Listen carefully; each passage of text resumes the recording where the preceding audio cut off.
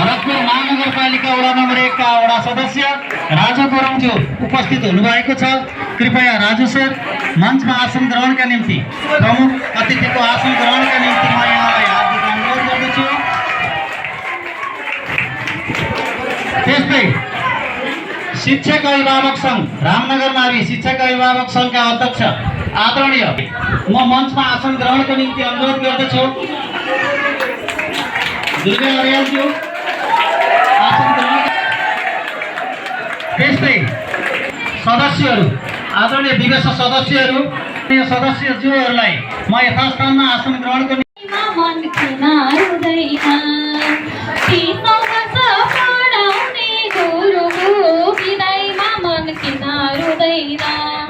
सम्पूर्ण विद्यार्थी भाइ बहिनीहरूलाई ध्यानाकर्षण गर्न चाहन्छु। आजको यस रामनगर माध्यमिक विद्यालयमा सर देवेन्द्र पौडेल सरको विदाई कार्यक्रमका सभाध्यक्षज्यू, पूर्ण अतिथिज्यू, त्यसै गरी यस विद्याध्यापकज्यू, सम्पूर्ण उपस्थित हाम्रा आदरणीय अभिभावकज्यूहरू, सम्पूर्ण मेरा सहकर्मी शिक्षक साथीहरू, सँगसँगै मेरा प्यारा विद्यार्थी भाइ बहिनीहरूलाई उज्यालो दीप बाल्नुभयो, रामनगरको पवित्र आँगनमा जीवन समर्पण गर्नुभयो। हजारौं शीर्षका हृदयमा शिक्षाको बिउ रोप्नुभयो। हे देवेन्द्र गुरु आज विदाईमा धेरै सम्झना भयो। ज्ञानै धर्म मानेर सधैँ कर्म पथमा हिँड्नुभयो। अज्ञानताको अँध्यारोलाई ज्ञान ज्योतिले चिर्नुभयो। अक्षर मात्र होइन जीवनको मार्ग पनि देखाउनुभयो। शिक्षाका सुन्दर भविष्यका निम्ति आफूलाई अर्पण गर्नुभयो। 3 दशकका ती दिनहरू आज सम्झनामा आउँदा कक्षा कोठा ती विद्यार्थी सहकर्मी मनमा छाउँदा सरका मिठा वचनहरू कानमा अझै गुन्जिरहन्छन्। तपाईँका असल संस्कार शिष्य हृदयमा बाँचिरहन्छन्। विद्यार्थीको सुख दुःखमा सधैँ साथ दिइरहनु भयो। अप्ठ्यारा परिस्थितिमा पनि धैर्य राखी अघि बढ्नुभयो। संस्थाको हितलाई आफ्नो हितभन्दा माथि राख्नुभयो। रामनगरको गौरव बढाउन जीवनभरि कर्म गर्नुभयो। विदाई शब्द भन्दैमा सम्बन्ध अन्त्य कहाँ हुन्छ र, साझो गुरुको सम्झना समयसँगै कहिले मर्छ र। हजुरले रोप्नु भएका ज्ञानका बिरुवा फुलिरहनेछन्। रामनगरका हरेक मनले हजुरलाई सम्झिरहनेछन्।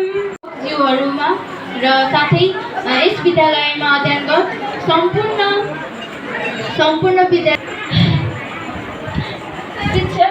शिक्षक हुन हामीलाई अत्यन्तै हामीलाई शिक्षक भन्ने शब्द सुन्दा हामीलाई के सानो शब्द लाग्छ होइन। शिक्षक हुनु पनि यति ठुलो कुरा हो कि हामीले पढाएका कुराहरू, सिकाउने ज्ञान गुणका कुराहरू होइन सही छ कि गलत छ कि हामीले के सिकाइरहेका छौँ त्यो भने हामीले बुझ्नु जरुरी हुन्छ होइन। जबकि देवेन्द्र सरसँग छोटो समय 3-4 वर्षसम्म मात्रै सहभागी हुन पाएँ म पनि होइन।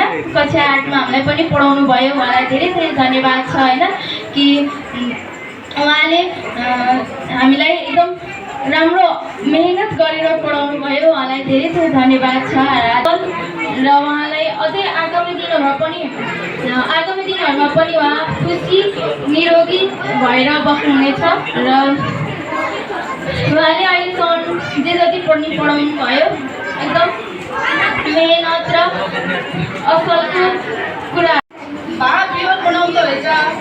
जस्तै कसैको विदाई भनेपछि बिछोड भन्ने शब्द हुँदो रहेछ। त्यो शब्दले गर्दा नि यो वाक्य नै आएको छैन बोल्नलाई। के भनेर सुरु गर्ने होला, के बोल्ने होला। आज सरले 2 शब्द राखिदिनु न भन्दा पनि शब्द चाहिँ त्यो क्लासमा बोल्ने शब्द के होला भनेर मैले त्यो अड्कल नै सकिरहेको छैन। यसमा आज उपस्थित हुन पाउँदाखेरि म हृदयदेखि नै धेरै धेरै प्रफुल्लित भइरहेको छु, किनभने यो बिदाईको कार्यक्रम भनेको सायदै यसरी बिदाई ठुलो भव्य रूपमा यत्रो वर्ष पर अझै बल्ल बिदाई भयो अझै बस्नुहुन्छ है भन्नुभयो। बुवाले मलाई हेर्दाखेरि थोरै सानो समय कामले गर्दा ढिलो भएँ। सरले मैले सरलाई म पूर्व विभिन्न अध्यक्ष भन्दा पनि म पूर्व विद्यार्थी सरबाट म चेलाइ भन्न चाहन्थेँ। सरले सञ्जयजी भनेर भन्नुहोस्, सधैँ मैले यसो भन्थेँ सर यही हुनुहुन्छ, सधैँ सरले छिटछिटो नमस्कार गर्नुहुन्छ कि भनेर पहिले मैले छिटछिटो आउने बित्तिकै होला मेरो आफ्नो आउँछ। सरलाई गुरुलाई मैले सधैँ गुरुको मनमै भित्रबाट सधैँ सरलाई देख्दा सरलाई सधैँ मैले सरले बोलाउँदै सरलाई कट्नु भयो भने म गएर बोलाएर ल्याउँथेँ कि सर नमस्कार भनेर भनिहाल्थेँ कि पहिले सरले हामीलाई यति ज्ञान दिनुहुन्थ्यो। जब दिवन सरले हामीलाई कक्षा कोठामा पढाउनुहुन्थ्यो, यही अरू साथीहरू हुनुहुन्छ विद्यार्थीहरू सोध्नु होला सबै साथीहरू, दिवन सरले क्लास 6 भनेपछि सबैजना कक्षामा हुन्थ्यो कि सबैजना कक्षामा बसेर सरले पढाउनु भएको कुरा यति ध्यान दिएर सुन्छ कि यही सोध्नु होला विद्यार्थी म पनि भएको चेला हो विद्यार्थी हो, यही अरू पनि हुनुहुन्छ। देवेन्द्र सरको प्लेयर आयो भनेपछि कोही कहिले भागेर जान्थ्यो बाहिर, एक जमिन खुल्ला थियो बाहिर जान्थ्यो, तर देवेन्द्र सरको प्लेयर भनेपछि सबैजना ध्यान दिएर पढ्थ्यो। यस्ता चिजहरू पनि अरू शिक्षकहरूलाई पनि कोही हुनुहुन्छ, अरू शिक्षकहरूले यस्तै वातावरण सिर्जना गर्नु होला यो भन्न चाहन्छु। मैले पनि हुनुहुन्छ कसैले यसरी पढाउनुहुन्छ, कोहीलाई अलिक कम भयो होला, विद्यार्थीलाई कमसेकम आफू पढाउन लगाएपछि स्कुल पढाउन आएको भनेपछि विद्यार्थीलाई मोटिभेट गर्नुहोस्। हुन त त्यति बेला समितिको मातहतमा उहाँ रहनु पर्थ्यो। म पहिला देवेन्द्र सरसँग माफी माग्न चाहन्छु। मेरो कार्यकालमा काम गर्ने सिलसिलामा अध्यक्षको हैसियतले यहाँको कतै मन दुखाएको छु भने त्यसलाई एउटा साथीको नाताले अभिभावकको नाताले त्यो मेरो लागि शिक्षा थियो भनेर सम्झिनु होला भन्ने मैले अनुरोध गरेँ। रहँदै रहँदा कतिपय कुराहरू अलिकति जवाब दिनुपर्ने पनि हुन्छ। त्यसमा मबाट केही गल्ती भएको छ भने सभा जीवन सुखमय रहोस्। हाम्रो तर्फबाट जे जसरी सकिन्छ एउटा सामान्य विदाय कार्यक्रम भने पनि राखौँ है भनेर हामीले विद्यालय व्यवस्थापन समितिको बैठकबाट नै यो निर्णय गरेका थियौँ। र यो विद्यार्थीको बारेमा चाहिँ मैले अस्ति एउटा यो विद्यार्थीसँग हुन्छ, विद्यार्थी कोरिरहन्छ, उसले कोर्ने क्रममा सही पनि कोर्छ गलत पनि कोर्छ। हामी शिक्षकहरू चाहिँ सहीलाई प्रोत्साहन गर्दै गलतलाई मेटाउँदै लैजान्छौँ।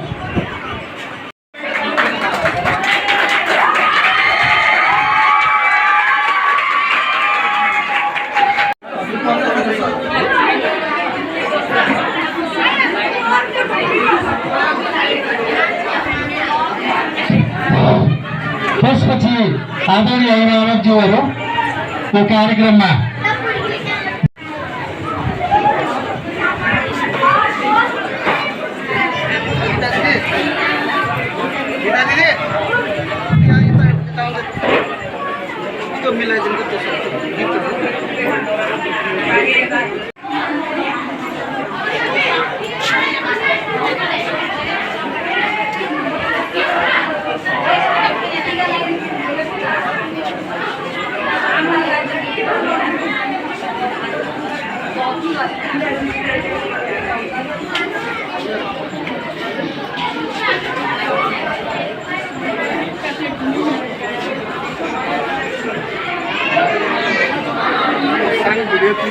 पूरी वीडियो फोटो सब कमेन्ट आउँछ भिडियो फोटो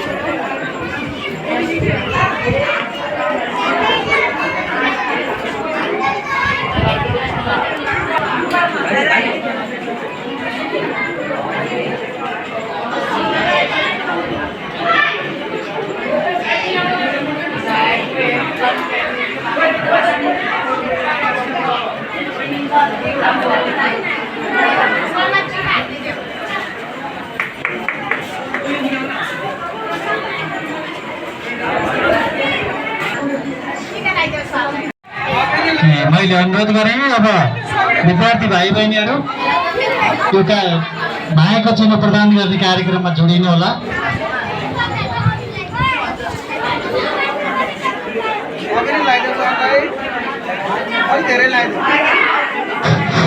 धारण गरेर बसिदिनु।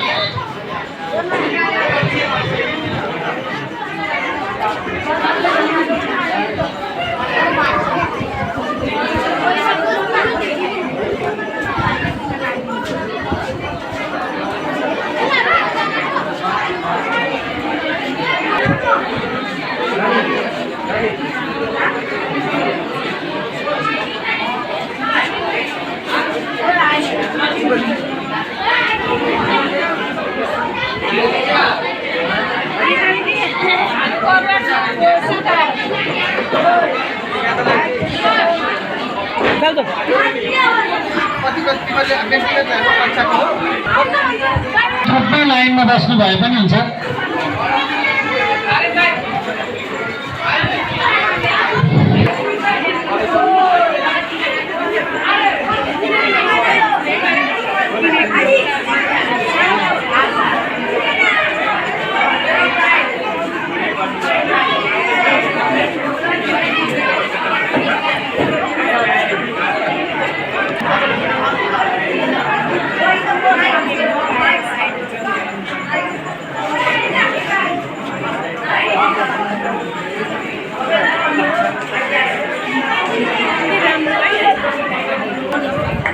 नहीं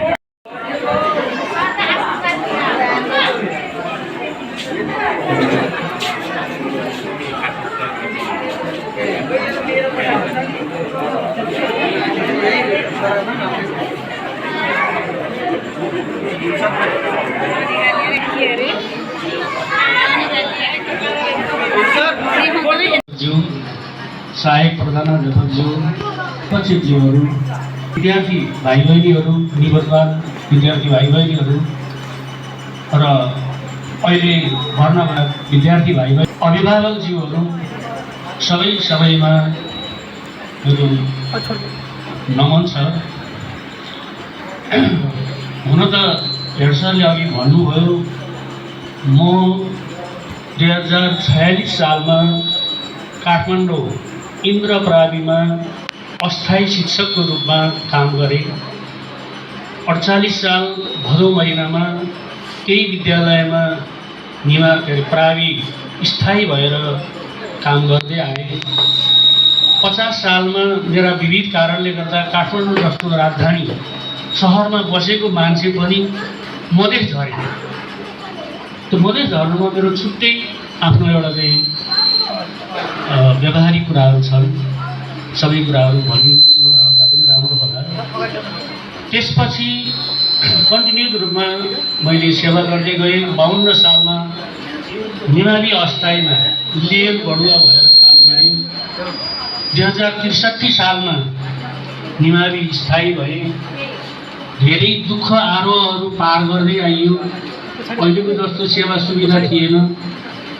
गैँडाकोटदेखिबाट साइकल चढेर आउनु पर्थ्यो। साइकल यो उकालोमा ठेल्न नसकेर डोर्याउनु पर्ने हुन्थ्यो। हुँदै जाँदा हामी तल नारायणगढबाट आउने 4-5 जना साथीहरू थियौँ। हो साइकल यहीँ राखौँ, गाडीमा झुन्डिएर भए पनि जाउँ भनेर कहिले ट्रकको पछाडि, कहिले गाडीको हुडमा, कहिले गाडीको झ्याल ढोकामा झुन्डिएर धेरै दुःखहरू पार गर्दै घाम पानी हावा हुरी विविध कठिनाइहरू सहँदै यो समयसम्म आउन सफल भए। विद्यार्थी भाइ बहिनीहरूको माया ममता, शिक्षक स्टाफहरूको एकदमै मिलनसारता, अभिभावकज्यूहरूको हेर्ने दृष्टि असाध्यै राम्रो। त्यस कारणले गर्दा पनि यो विद्यालयमा यति लामो समय बस्न म सकेको हुँ जस्तो लाग्छ। हुन त मैले अवसर नपाएको होइन। मैले मेरै दैलेनको स्कुलमा पनि ल आउनुहोस् तपाईँ हेडमास्टर चलाइदिनु पऱ्यो, यहाँ त जम्मै अस्थायी टिचर मात्रै छन्, तपाईँ यहाँ भएको के काम लाग्यो त, तपाईँ चितवन गएर पढाउनुहुन्छ, यहाँ दैलेको स्कुलमा खाली छ भनेर त्यहाँका अभिभावकहरूले मलाई भन्नुभयो। त्यस्तै चितवन हाई स्कुलमा चाहिँ सर्न पाउने अवसर पनि मैले पाएको हो। त्यो हुँदाहुँदै पनि यहाँका चाहिँ स्टाफहरूको असाध्यै मेहनत माया हामीमा एकदमै एकताबद्ध भएको कारणले विद्यार्थीहरूले असाध्यै माया देखाएको कारणले गर्दाखेरि लामो समयसम्म बस्यो। अब समयले उल्टो फेरेछ। हुन त म 26 वर्षको भर्खरको युवा भएर आउँदै गर्दाको क्षण र अब आज सरकारी एउटा मापदण्ड अनुसार 60 वर्ष पुगेपछि जागिर खान्छु भने पनि नपाएको रहेछ। अझै पनि ऊर्जा छ, अझै पनि पढाउन सक्छु, 8-10 वर्ष चाहिँ अझै पनि मैले चाहिँ मेहनत गरेर पढाउन सक्छु भन्ने मलाई लागेको छ। लाग्दै पनि छुट्टिनु पर्दो रहेछ। सधैँभरि चाहिँ एकै ठाउँमा बसिराख्नु पनि सकिँदो रहन्छ, हुँदो रहन्छ, दिँदो रहन्छ विभिन्न दिन कानुन परिस्थितिले गर्दा। जे होस् आज म चाहिँ एकदमै दुखी छु। भित्रीदेखिबाट भक्कानिएर आएको छ। बिहानैदेखि विद्यार्थीले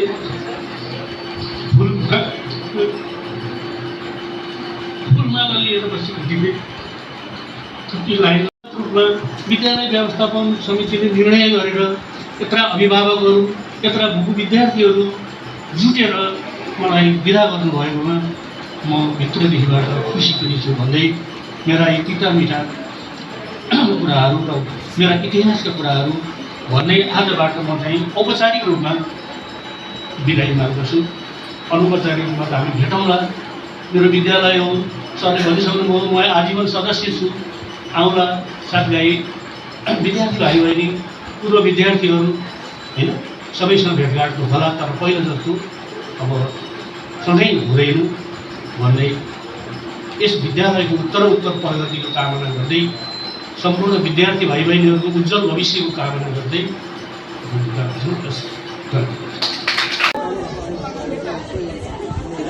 टिका लगाएर यसरी हो निधारमा हात निधारमा हो अबे त ए लाग्यो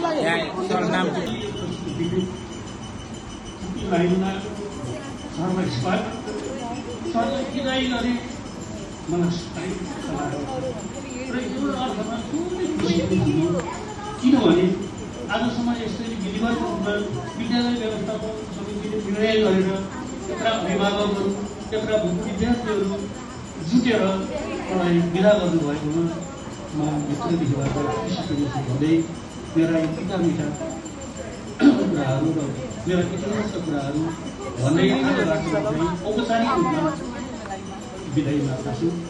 अनौपचारिक रूपमा त हामी भेटौँला। मेरो विद्यालय हो, सरले भनिसक्नुभयो म आजीवन सदस्य छु। आउँला साथीभाइ, विद्यार्थी भाइ बहिनी, पूर्व विद्यार्थीहरू होइन, सबैसँग भेटघाट होला। तर पहिलो जस्तो अब सधैँ हुँदैन भन्दै यस विद्यालयको उत्तरोत्तर प्रगतिको कामना गर्दै सम्पूर्ण विद्यार्थी भाइ बहिनीहरूको उज्जवल भविष्यको कामना गर्दै